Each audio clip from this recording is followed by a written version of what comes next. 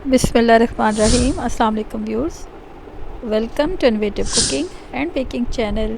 This is Nadia Parvez. आज की video में हम जानेंगे मौसम गर्मा में मिलने वाले फल और सब्ज़ियों के अहवाल के बारे में, इनके क्या फ़वाइद हैं और इनसे हम क्या क्या फ़वाइद उठा सकते हैं, मसलन कैसे कैसे इस्तेमाल कर सकते हैं। हम अपने बचपन में सुनते थे गर्मी की दवा जामन, गर्मी का इलाज जामन, तो वाकई ये दुरुस्त है और डायबिटीज़ का बेहतरीन इलाज है। और आलू बुखारा पट्ठों की कमज़ोरी को दूर करता है।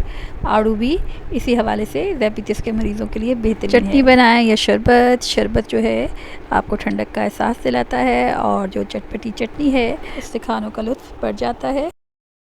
सैलेड हो या फ्रूट चाट, पाएँ ग़िज़ाइयत से भरपूर ग़िज़ा, या फिर आपने बनाना हो जूस या मिल्क शेक, या इन फलों से बनाएं मुरब्बे और अचार। बेवक्त की भूख का इलाज, आम जिसे ना सिर्फ हम फलों का बादशाह कहते हैं, ये खून की कमी को दूर करता है और आंतों के लिए नहायत मुफीद है।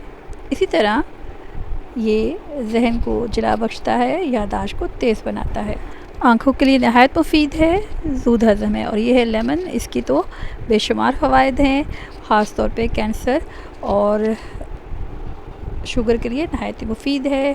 प्याज एंटीसेप्टिक है और आलू तो घर भर की रौनक है और भूख का एहसास नहीं होता अगर घर में आलू मौजूद हो।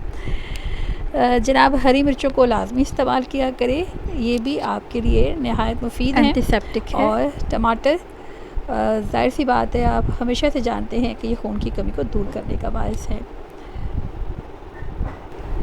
पुदीने के पत्ते अलग कर लें और इस तरह से पत्तियों को रखें, तो चाहे आप कहवा में इस्तेमाल करें या चटनी बनाएं। और लौकी ना सिर्फ मैदे के निज़ाम को बेहतर बनाती है, याददाश्त को तेज़ करती है और स्किन के लिए नहायत मुफीद है। और ये हैं भिंडियाँ, ये शुगर के लिए नहायत ही मुफीद है। अगर आप 2 भिंडियाँ रात को भिगो के रख दें, उसकी कैप को उतार दें और सुबह उसको उस पानी को पिएँ, तो ये कुदरती इंसुलिन बनाती है। उम्मीद है हमारी आज की वीडियो आपके लिए मालूमात पहुंचाने का ज़रिया बनी होगी और आप इससे महसूस भी हुए होंगे। मिलेंगे जल्दी नेक्स्ट वीडियो में, तब तक अल्लाह निगहबान।